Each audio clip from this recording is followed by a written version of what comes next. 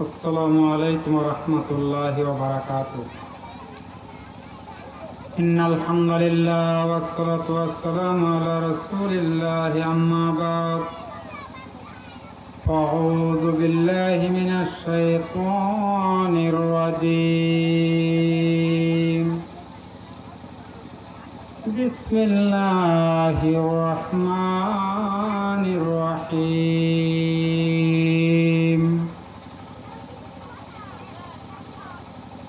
نحمده ونستعينه ونستغفره ونؤمن به ونتوكل عليه ونعوذ بالله من شرور أنفسنا ومن سيئات أعمالنا. من يهدي الله فلا مضل له ومن يضلله فلا هادي له. أشهد أن لا إله إلا الله وحده لا شريك له وأشهد أن محمدا عبده ورسوله أرسله بالحق بشيرا ونذيرا وداعيا إلى الله بإذنه وسراجا منيرا. فقد قال الله تبارك وتعالى في كلامه المجيد وفي فرقان الحميد. أعوذ بالله من الشيطان الرجيم. بسم الله الرحمن الرحيم. وقرن في بيوتكن ولا تبرجن تبرج الجاهلية الأولى. وقال رسول الله صلى الله عليه وسلم: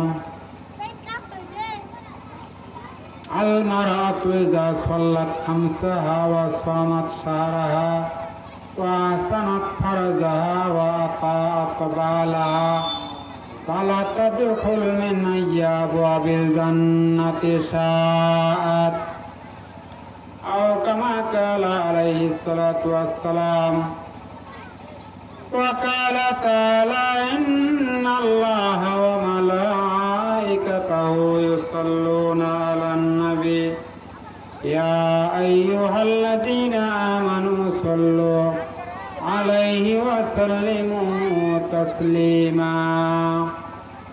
আমরা সকলে একটু মহব্বতে দরুদ পড়ি। আল্লাহুম্মা সাল্লি আলা মুহাম্মাদ ওয়া আলা আলি মুহাম্মাদিন কামা সাল্লাইতা আলা ইব্রাহিম ওয়া আলা আলি ইব্রাহিম ইন্নাকা হামিদুম মাজিদ। আল্লাহুম্মা বারিক আলা মুহাম্মাদ ওয়া আলা আলি মুহাম্মাদিন কামা বারাকতা আলা ইব্রাহিম ওয়া আলা আলি ইব্রাহিম ইন্নাকা হামিদুম মাজিদ। একটু জিকির করি সবাই। লা ইলাহা ইল্লাল্লাহ, লা ইলাহা ইল্লাল্লাহ, লা ইলাহা ইল্লাল্লাহ, লা ইলাহা ইল্লাল্লাহ।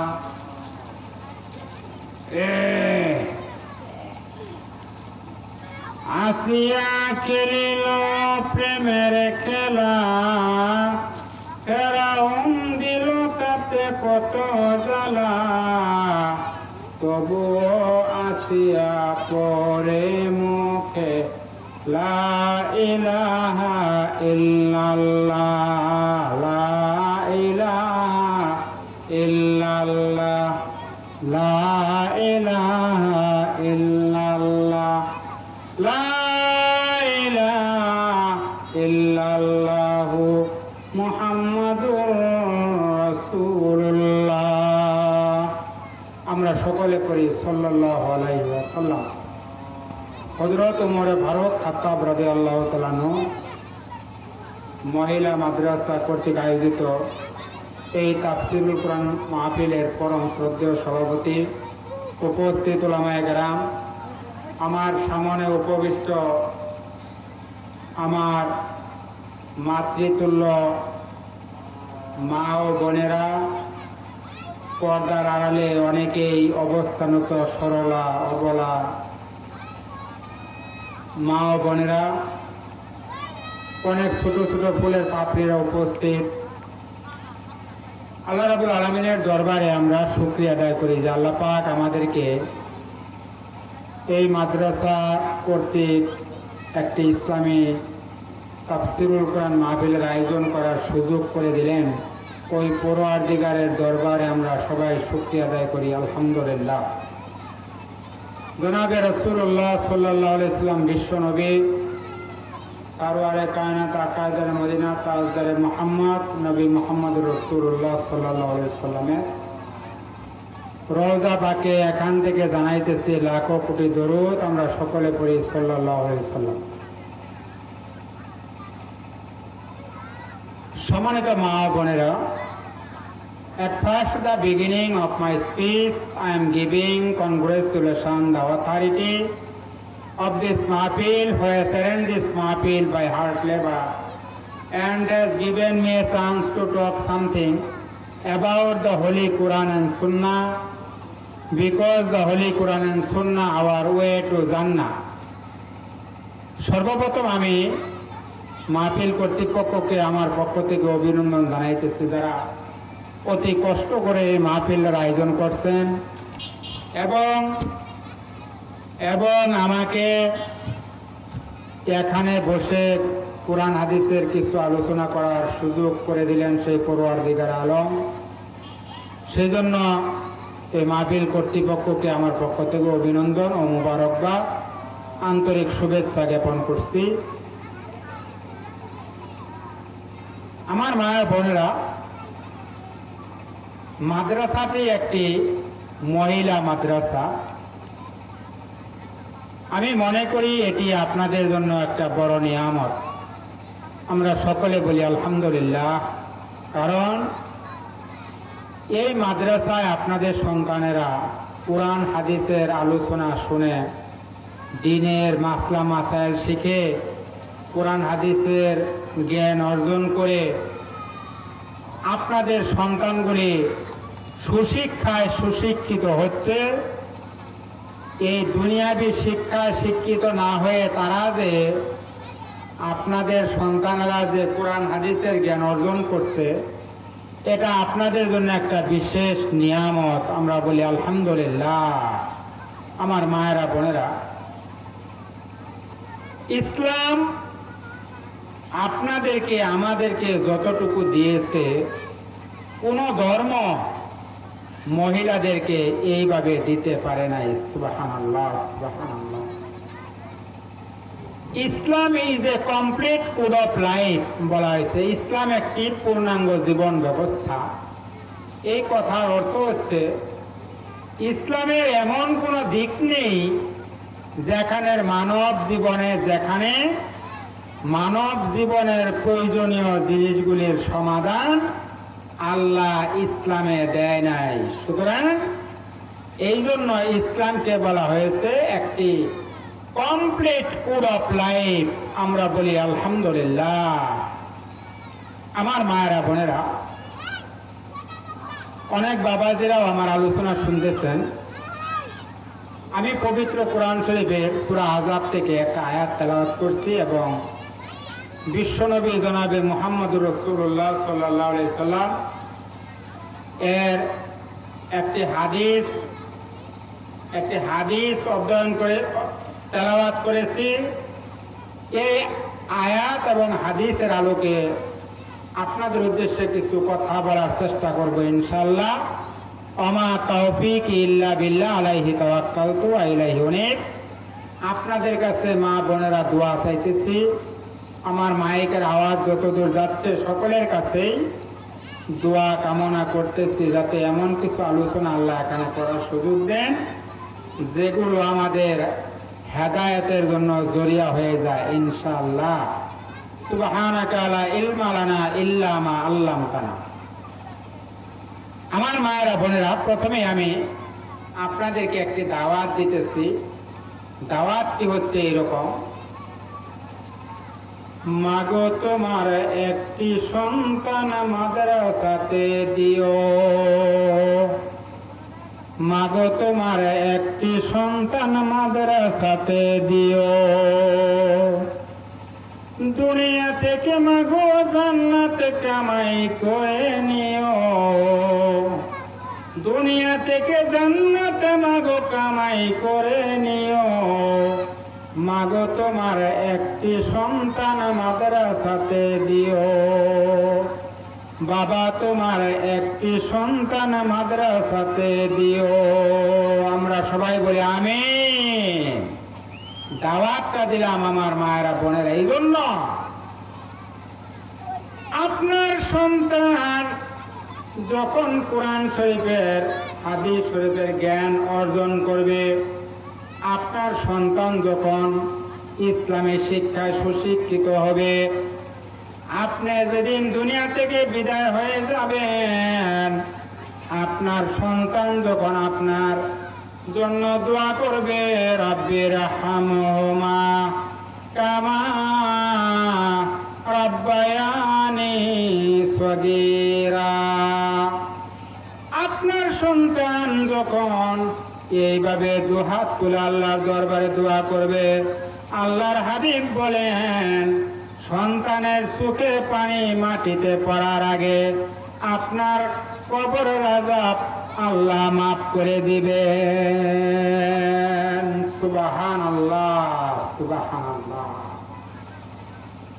এমন সন্তান দুনিয়ায় রাইখা যাবেন না, যে সন্তান আপনার কবরের পাশে দাঁড়াইয়া মোবাইলের মাধ্যমে গান বাজাইবে, এমন সন্তান আপনারা দুনিয়ায় রেখে যাবেন না।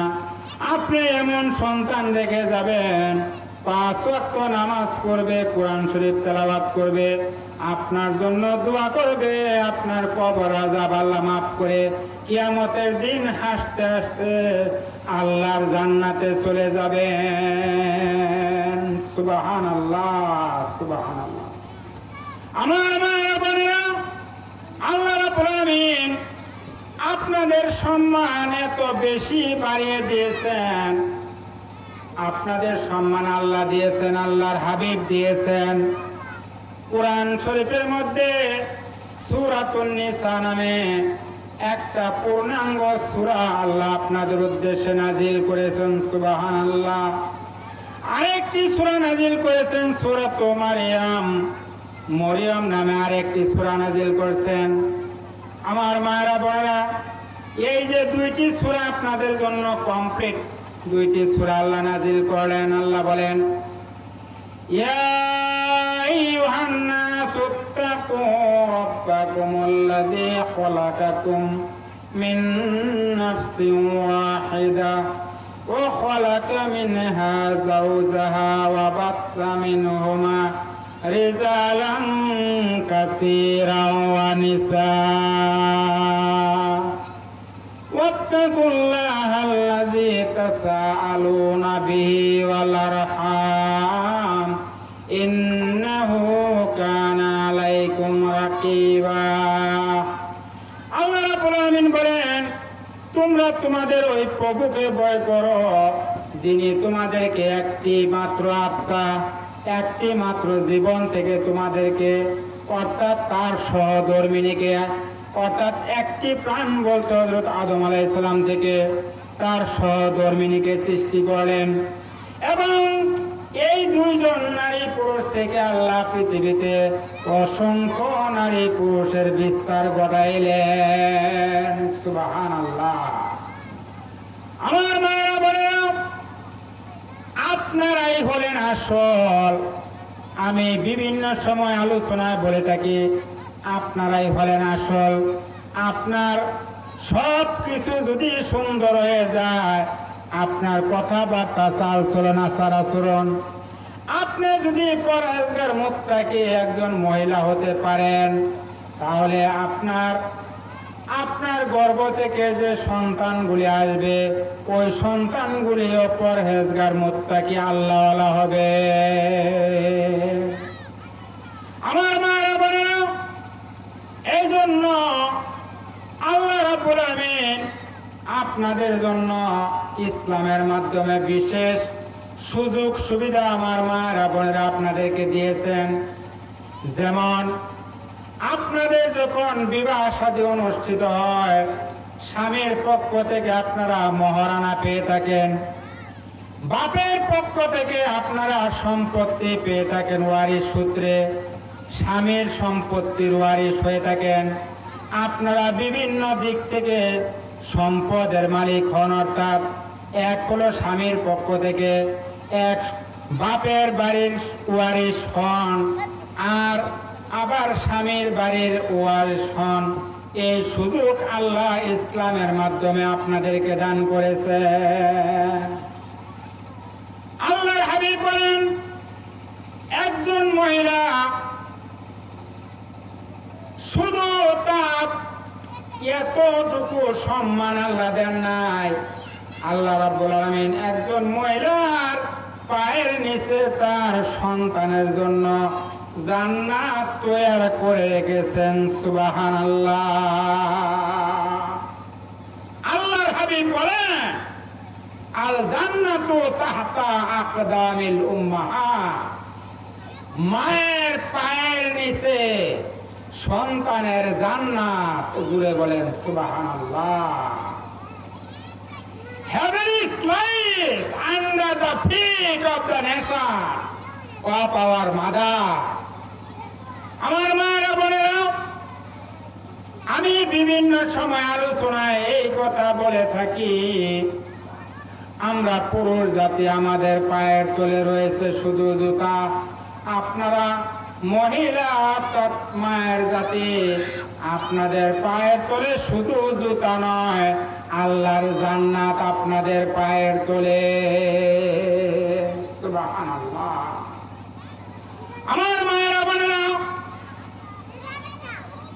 মনোযোগ দিয়ে শুনেন, আল্লাহ রাব্বুল আমিন আপনাদের উদ্দেশ্যে বলতেছেন, হামালাতুহু উম্মুহু কুরহা ওয়া ওয়াদাতুহু কুরহা। আল্লাহ রাব্বুল আমিন আপনাদের সম্মান ইজ্জত এই জন্য বাড়িয়ে দিয়েছেন, সন্তানের জন্য জান্নাত আপনাদের পায়ের তলে এই জন্য রেখে দিয়েছেন। আপনারা যে সন্তানটা গর্ভে ধারণ করেন অত্যন্ত কষ্টের সাথে, এবং ওয়াদাতুহু কুরহা, এবং দুনিয়ায় যখন এই সন্তান আসে আপনারা চরম কষ্ট স্বীকার করেন এই সন্তান দুনিয়ায় আমার পিছনে। আমালাতুহু কুরহা ওয়াদাতুহু কুরহা সুম্মা ফিসালুহু সালাসিনা ওয়া শাহরা। এরপর 3-2 বছর পর্যন্ত আপনারা আপনার সন্তানকে দুধ পান করাইয়া এই সন্তানটাকে বড় করে। আল্লাহর হাবিবের সাহাবী হযরত আবু হুরায়রা রাদিয়াল্লাহু তাআলা আনহু এই হাদিস বর্ণনা করেন। আন আবি হুরায়রা রাদিয়াল্লাহু তাআলা আনহু قال قال رسول الله صلى الله عليه وسلم যা রাজুলুন ফাকাল আমান আকু বিহুসনি সাহাবাতি।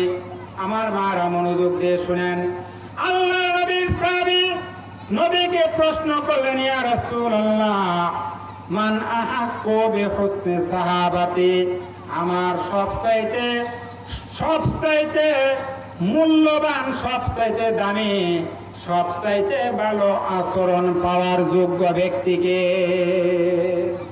সাহাবী এই প্রশ্ন করলেন বিশ্বনবীকে।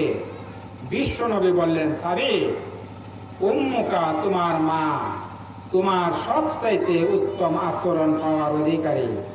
জোরে বলেন সুবহানাল্লাহ, সুবহানাল্লাহ। সাহাবী আবার প্রশ্ন করলেন, সুম্মা মান, হুজুরের পরে কে? আল্লাহর হাবিব বললেন উম্মুকা, তোমার মা। লোকটি আবার প্রশ্ন করলেন সুম্মা মান, হুজুরের পরকে? আল্লাহর হাবিব তৃতীয়বার গিয়া বললেন উম্মুকা, তোমার মাতা। চতুর্থবারে গিয়ে আল্লাহর হাবিব বললেন পিতার কথা। মায়ের হক 3 গুণ বলেছেন রাসূল, পিতার হক বলছেন একবার। কারণ মায়ের হক 3 বার বলার কারণ হলো, আমার মায়েরা বোনেরা মনোযোগ দিয়ে শুনেন, ইসলাম আপনাদেরকে কত সম্মান দিছে খেয়াল করে শুনেন।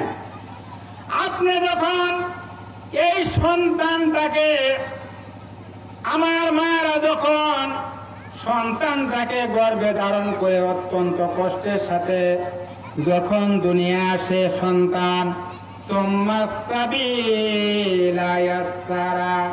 আল্লাহ সন্তানটাকে দুনিয়া আসার জন্য রাস্তাটা পরিষ্কার করে সহজ করে দিয়েছে।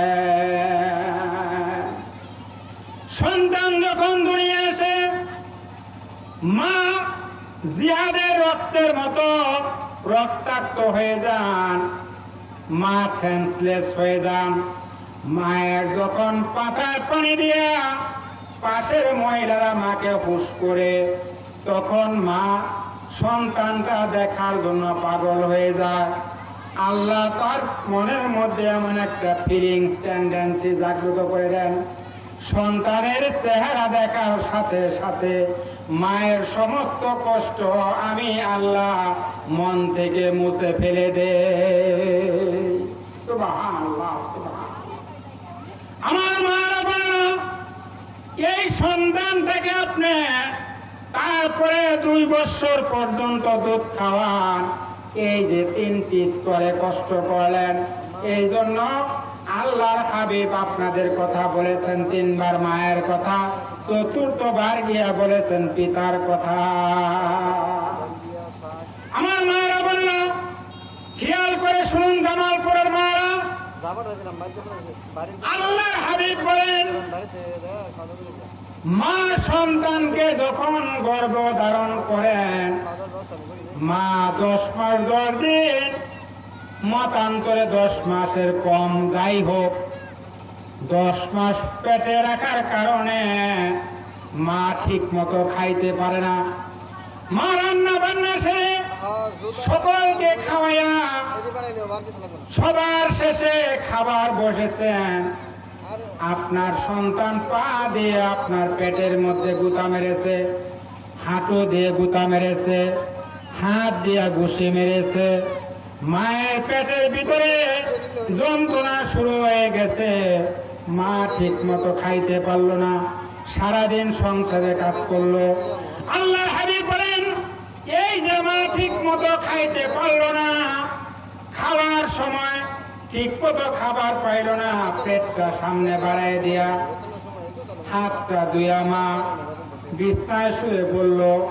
আল্লাহর হাবিব বলেন, মা যে 10 মাস পর্যন্ত ঠিক মতো খাইতে পারলো না, 10 মাস যদি মায়ের নফল রোজা রাখতো, আল্লাহর হাবিব বলেন 10 মাসের নফল রোজার সওয়াব আল্লাহ মায়ের আমল নামায় লিখে দেয়।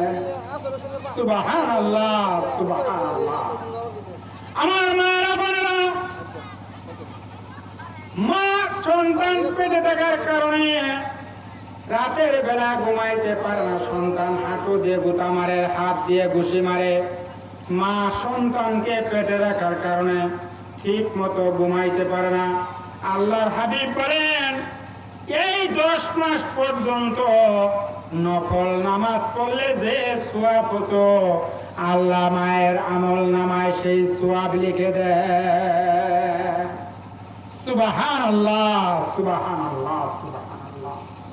আমার মায়েরা বোনেরা, আমরা সবাই তো জিকির করি, লা ইলাহা ইল্লাল্লাহ, লা ইলাহা ইল্লাল্লাহ, লা ইলাহা ইল্লাল্লাহ, লা ইলাহা ইল্লাল্লাহ।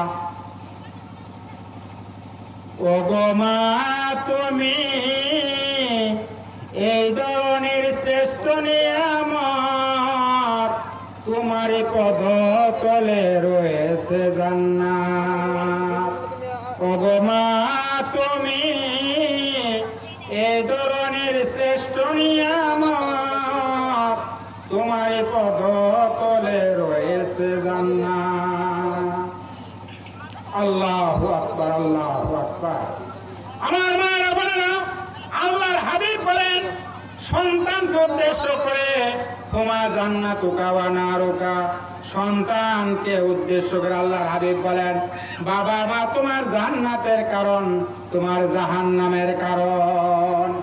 অর্থাৎ বাবা মার খেদমত করলে যদি আল্লাহকে সন্তুষ্ট করতে পারো, রিজার রব্বি রিজাল ওয়ালিদ ওয়া সাকাতির রব্বি সাকাতিল ওয়ালিদ, আল্লাহর হাবিব বলেন, বুখারী শরীফের হাদিস। পিতা মাতার সন্তুষ্টিতে আল্লাহর সন্তুষ্টি, পিতা মাতার অসন্তুষ্টির কারণে আল্লাহর অসন্তুষ্টি কায়া তৈরি হয়ে যায়। অর্থাৎ সন্তান যদি পিতা মাতার খেদমত করে আল্লাহ খুশি হন, ওই সন্তানের জন্য আল্লাহ পক্ষ থেকে সন্তানের উপর আল্লাহর রহমত নাজিল হয়। আমার মায়েরা বোনেরা, অত্যন্ত দুঃখের সঙ্গে বলি, আজকে এমন অনেক সন্তান আছে, বাবা মা বৃদ্ধ হয়ে গেলে ওই যে গাজীপুরের বৃদ্ধাশ্রমে মা বাবাকে রাইখা ছেলে ঢাকা শহরে, নারায়ণগঞ্জে, রাজশাহী, দিনাজপুর, খুলনা, বগুড়া, বিভিন্ন শহরে 5 তলা 10 তলা 20 তলা বিল্ডিং এর মধ্যে তার স্ত্রী সন্তান নিয়ে বসবাস করে, মা বাবা ওই গাজীপুরের বৃদ্ধাশ্রমে রেখে। নাউজুবিল্লাহ, নাউজুবিল্লাহ।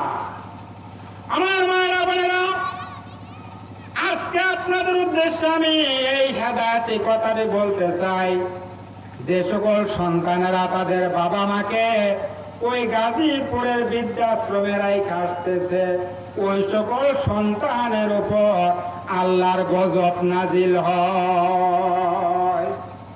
আমার মায়েরা বোনেরা, আপনাদের সম্মান দিয়েছে ইসলাম, আপনাদের সম্মান দিয়েছেন আল্লাহ। কুরআন শরীফের মধ্যে আল্লাহ আরো কত সুন্দর করে বলে দিয়েছেন, ওয়াতুন নিসা সাদকাতিন নিহলা। আমার মায়েরা বোনেরা, আমার ভাইরা বন্ধুরা, এই মাসলাটা পরিষ্কার করে শুনে রাখেন। আল্লাহ পাকের কথা সূরা নিসার ভিতরে বলছেন, ওয়াতুন নিসা সাদকাতিহিন্না নিহলা। বিয়ার সময়, বিবাহের সময় আপনার জন্য যে মহারানা নির্ধারণ করা হয়, এই মহারানা সর্বাগ্রে ওই ছেলের উপর বা ওই স্বামীর উপর তার স্ত্রীকে প্রদান করা ফরজ। এই মহারানা যদি স্ত্রী স্বেচ্ছায় স্বামীর জন্য ক্ষমা করে না দেন, তাহলে স্বামী যদি ইচ্ছা করে এই মহারানা স্ত্রীকে প্রদান না করে, যতদিন ঘর সংসার দাম্পত্য জীবন আপনাদের কনজুগের লাইফ চলবে, ততদিন পর্যন্ত স্বামী স্ত্রী দুইজনে জিনাকারের কাতারে দাঁড়াইবে। আল্লাহু আকবার, নাউজুবিল্লাহ। অতএব পুরুষ ভাইদেরকে বলছি, যুবক ভাইদেরকে, আমার যুবক ভাইরা, তোমরা যখন বিবাহ করবা, মহারানা 2 লাখ 5 লাখ 10 লাখ ধরা লাগবে এমন না। সমাজের ক্রাইটেরিয়া সিস্টেম ফলো করতে গিয়া তোমরা বিশাল অঙ্কের টাকা মহারানা ধরার প্রয়োজন নাই। অল্প টাকা নির্ধারণ করে প্রথম রাত্রে, অর্থাৎ যেদিন তোমাদের ব্রাইড গ্রুম হোম আমরা বলি, বাসর রাত্রে, ওই রাত্রে তোমরা ওই টাকাটা, মহারানার টাকাটা দিয়া দেবা স্ত্রীকে। এই উপদেশটা দিয়া গেলাম। তা না হলে স্ত্রী যদি ক্ষমা না করে, তোমাকে জানাকারের কাতারে দাঁড়াইতে হবে কিয়ামতের ময়দানে। নাউজুবিল্লাহ। অতএব আমার মা বোনদেরকে বলছি, আপনারাও আপনাদের স্বামীদেরকে সেই কথাটা বলবেন। আপনারা যদি ক্ষমা করে দেন আলহামদুলিল্লাহ, ক্ষমা না করলে আপনারা এই মাসলাটা বইলা দিবেন, হুজুর বলে গেছেন এই টাকা পরিশোধ না করলে এইরকম সমস্যার সম্মুখীন হইতে হবে কিয়ামতের ময়দানে। আমার মায়েরা বোনেরা, আপনার সন্তান হওয়ার পরে আপনার যে সকল দায়িত্ব, একটা দায়িত্ব হলো আপনার সন্তানের জন্য আপনি একটা সুন্দর ইসলামিক নাম রাখবেন। এমন একটা সুন্দর নাম রাখবেন, ইসলামিক নাম, যে নামটা ইসলাম সমর্থন করে এমন একটা নাম রাখবেন। এটা আপনার প্রথম দায়িত্ব।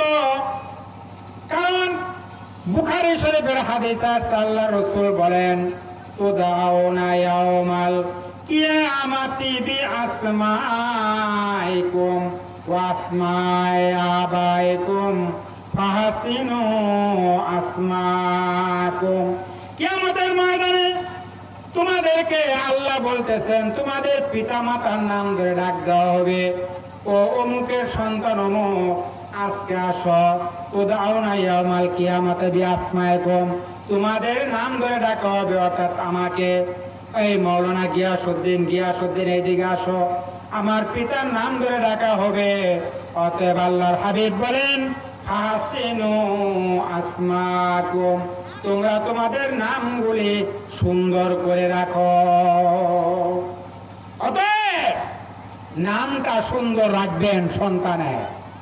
আমার মায়েরা, বোনেরা, আমার বাবাজিরা, আলোচনার মধ্যে অনেক সময় একটু ঠাট্টা করে এই কথাটা বলি, আজকে কত রং বেরঙের নাম রাখা হয়। আমার মায়েরা শুনেন খেয়াল করে, এক লোকের 3টা সন্তান হয়েছে, 3টা। একটার নাম রাখছে পচা, একটার নাম রাখছে পচা, আরেকটার নাম রাখছে গান্ধা, আরেকটার নাম রাখছে মুত্যা। 3টার নাম শুনছো তো? পচা, গান্ধা, একটা মুত্যা। এইবার 3টা নাম ধরে যখন মেহমান আইছে বাড়ি, মেহমানের সামনে খাবার হাজির করার জন্য বাহে ডাক দিছে, এই গান্ধা ভাত লইয়া। এবার পচারে কইতেছে, পচা ভাত লইয়া, এই গান্ধা পানি লইয়া, এই মুত্যা। বুঝছেন তো যে আমার হুজুরও তাই করছে, কি কমু আজ কি করবো। এই যে দেখেন, এই পচা ভাতান,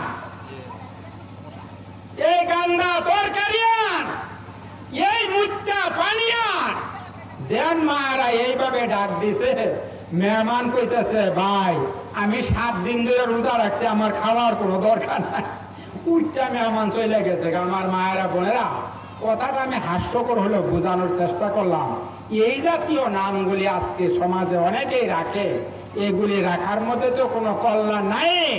বরং আল্লাহর হাবিব বলেন, কিয়ামতের ময়দানে এই নামগুলির কারণে সন্তানদের উপরে দুনিয়াতেও গজব নাজিল হবে, পরকালে তো আছেই। আমার মায়েরা, বোনেরা, মুহতারাম চলে আসছেন, আলোচনাও সংক্ষেপ করার চেষ্টা করতেছি, কারণ মুহতারামকে বসায় রেখে তো আলোচনা করা যায় না। আমি যে আয়াতটা তেলাওয়াত করছিলাম, আমার মায়েরা, বোনেরা, ওই আয়াতটার আলোকে 2টা কথা বলে আমি শেষ করি। আল্লাহ পাক বলেন, লা কারনা ফি বুয়ুতিকুন্না ওয়ালা তাবাররাজনা তাবাররুজাল জাহিলিয়াতিল উলা। আপনারা, আমার মায়েরা, বোনেরা, ওই জাহেলি যুগের মতো বেহায়াপানা হইয়া আপনারা চলার চেষ্টা করবেন না। আপনারা ইসলাম সম্মতভাবে জীবন যাপন করেন। আমার মায়েরা, বোনেরা, আপনার আমল আপনার কবরে যাবে, আপনার স্বামীর আমল আপনার কবরে যাবে না। আপনার আমল নিয়ে আপনাকে যাইতে হবে। আমার মায়েরা, বোনেরা, বলেছে কি কোনো স্বামী, ও পাবলিকেরা, আমার আদরের বউ মরে গেছে, এই যে গুগল দিয়ে হইলাম জেতা মারি দিয়ে হালা মারে, কোন স্বামী মায়েরা বলছে? অতএব স্বামীর আমল দিয়ে আপনার কাজ হবে না, আপনার আমল দিয়েও স্বামীর কাজ হবে না। অতএব আপনাকে আমল করতে হবে। আর যে হাদিসটা পড়ছিলাম, সেই হাদিসটার অর্থ হইল, আপনারা 5 ওয়াক্ত নামাজ পড়বেন, রমজান মাসে রোজাটা রাখবেন, আপনার সতীত্বের হেফাজত করবেন, আপনার স্বামীর খেদমত করবেন। আল্লাহ রসুল বলেন, আলা তাদখুলু মিন আইয়ি আবওয়াবিল জান্নাতি শাহ, এই মহিলাটা আল্লাহর তৈরি 8টা জান্নাতে যে কোনো জান্নাতে প্রবেশ করবে। সুবহানাল্লাহ। আমার মারা, বোনেরা, এই 4টা কাজ করবেন, আর 2 টাকা ছাড়বেন সেটাও একটু বলে যাই সংক্ষেপে। হুজুরের কাছ থেকে একটু অনুমতি চাইছে, 2 মিনিট একটু কথাটা শেষ করি। সেটা হচ্ছে আল্লাহ রসুল বলেন, আমি যখন মেরাজে গেলাম, ফাইন্নি উরিতু কুন্না আকসারা মিন আহলিন নার, ইয়া মাশারা শাবাব। রসুল নামাজে যাইতেছেন, ঈদগাহ নামাজে, ঈদুল ফিতর মতান্তরে ঈদুল আজহার নামাজ পড়াইতে রসুল মহিলাদের পাশ দিয়ে যাইতেছেন এবং মহিলাদের উদ্দেশ্য করে বললেন, ইয়া মাশারা নিসা, ও মহিলারা, তাসাদ্দাকনা, তোমরা বেশি বেশি সদকা করো, কারণ ফাইন্নি উরিতু কুন্না আকসারা মিন আহলিন নার, আমাকে আল্লাহ দেখাইলেন জাহান্নাম, দেখাইলেন জান্নাত, দেখাইলেন মেরাজের সময়। আমি দেখলাম জাহান্নামের মধ্যে বেশিরভাগ মহিলারা জাহান্নামী। মহিলারা প্রশ্ন করলেন, ইয়া রাসূলুল্লাহ, কেন গো নবীজি? আল্লাহর হাবিব বললেন, মহিলারা, তোমাদের 2টা অভ্যাস আছে। তাকফুরনা লাশিরা, তোমরা বেশি বেশি তোমার স্বামীদের কৃতজ্ঞতা প্রকাশ করো। আপনার স্বামী আপনার জন্য যা এনে দেবে আলহামদুলিল্লাহ বলে সেটাই গ্রহণ করবেন। স্বামীর বিরুদ্ধে কোনোদিন অপবাদ রটাইবেন না, বাপ মায়ের কাছে না, দুলা ভাইয়ের কাছেও না, আত্মীয় স্বজনের কাছেও না। আপনার স্বামীর সব সময় আপনি প্রশংসা করবেন, কোনো সময় বদনাম রটাইবেন না। 2 নম্বর, আল্লাহর হাবিব বলেন, মহিলারা, তোমরা বেশি বেশি লানত করো মানুষকে। এই জন্য এই 2টা কাজ আমার মায়েরা বোনেরা আপনাদেরকে ছাড়তে হবে। স্বামীর অকৃতজ্ঞতা প্রকাশ করা যাবে না এবং স্বামীর সম্পদের হেফাজত তো করতেই হবে এবং মানুষকে বেশি বেশি লানত করা যাবে না। এই কাজটা করবেন। এবং সর্বশেষ যে কথাটা বলবো চাইতেছি, ওই সমস্ত মহিলারা আল্লাহ তৈরি জান্নাতের সুঘ্রাণ পাবে না যে সমস্ত মহিলারা এই যে ব্লু প্লাগ করে, সহজে বললাম। 2 নাম্বার, যে সমস্ত মহিলারা সেন্ট লাগাইয়া গায়ের মধ্যে রাস্তা দিয়ে চলে যত পুরুষ এই সমস্ত সেন্টের গান নেবে, ততজন পুরুষের জিনাস গুনাহ আপনার আমল নামায় লেখা হবে। সেন্ট ব্যবহার করে রাস্তায় বের হবেন না। 3 নাম্বার, কোন সময় বয়কাট দিবেন না, ছেলেদের মতো করে চুল কাটবেন না। 4 নাম্বার, নাবির কাপড় কোন সময় বের করে রাস্তায় বের হবেন না। এবং 5 নাম্বার, আপনারা পায়ের উপর দিয়া জুতার মুড়া জুড়ে জুড়ে করে হাঁটবেন না। আমার মায়েরা বোনেরা, এই কাজটি যদি আমরা করতে পারি আমাদের জন্য আল্লাহর তৈরি জান্নাত খুব সহজ। সম্মানিত মা ও বোনেরা, মোহতারাম আসছে, উনি আপনাদেরকে আলোচনা করে শোনাইবে। আমি যাই কিছু কথা বললাম সংক্ষেপে, এইটুকু উদ্দেশ্য বলার উদ্দেশ্য হলো, আমরা দুনিয়ায় কেউ থাকবো না, একদিন সবাইকে চলে যেতে হবে। আমরা যাতে কোরআন সুন্নাহ মোতাবেক আমাদের জিন্দেগি পরিচালনা করতে পারি। We should lead our family, social and political life according to the principles of Quran and Sunnah, because the Quran and Sunnah our way to Jannah. জান্নাতে যাওয়ার একমাত্র রাস্তা হইল কোরআন হাদিসের অনুসরণ করে চলা। আল্লাহ আমাদের তৌফিক এনায়েত করুন, আমিন। ওয়া আখিরু দাওয়ানা আনিল হামদুলিল্লাহি রাব্বিল আলামিন। মোহতারাম আলোচনা করবেন, আপনারা শুনবেন এবং আপনারা মোহতারামের কাছ থেকে আখেরি মুনাজাত করে যাবেন। মহিলাদের পর্বের অংশ, অতএব আল্লাহ মাহফিলকে সফল করুন। মাদ্রাসার মোহতামিম সাহেব আমাকে মৌখিকভাবে একটু দাওয়াত দিয়েছিল আসার জন্য, আমার মোহাব্বতের মানুষ। আমি মোহতামিম সাহেবের জন্য দোয়া করি, আল্লাহ তাকে নেক হায়াত হায়াত তয়্যিবা নসিব করুক। আমরা বলি আমিন। ভবিষ্যতে আমার মায়েরা বোনেরা সুযোগ হলে আপনাদের কাছে দোয়া চেয়ে গেলাম, আমিও দোয়া করি। আবার সুযোগ হলে ইনশাল্লাহ আপনাদের জন্য আলোচনা নিয়ে আসবো ইনশাল্লাহ। ওমা তাওফীক ইল্লা বিল্লাহ, আলাইহি তাওয়াক্কালতু ওয়া ইলাইহি উনীব। সুবহানাকা লা ইলমা লানা ইল্লা মা আল্লামতানা। সুবহান রাব্বিকা রাব্বিল ইজ্জাতি আম্মা ইয়াসিফুন, আসসালামু আলাল মুরসালিন, আলহামদুলিল্লাহি রাব্বিল আলামিন।